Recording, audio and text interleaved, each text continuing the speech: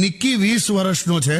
હા અને એવું પૂછે છે કે હું પ્રોફેશનલ કેરિયર કાઉન્સિલિંગ લઉં છું, હા પણ મારા બધા સગાવાલા મને અલગ અલગ સલાહો આપે છે. એમાં હું કન્ફ્યુઝ થઈ જાઉં છું.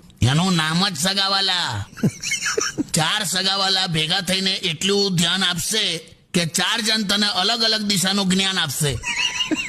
તું તારી નક્કી કરેલી દિશામાં જ જજે ભાઈ. હા યાર, ક્योंकि પેલું કહેવાય છે ને, रिश्तेदारों का क्या है, હું ક્યાં હે.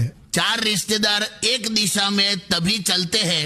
हाँ हाँ, 4 रिश्तेदार एक दिशा में तभी चलते हैं जब 5वां कंधे पर हो. વાહ વાહ કાકા, લાયા હા બોસ.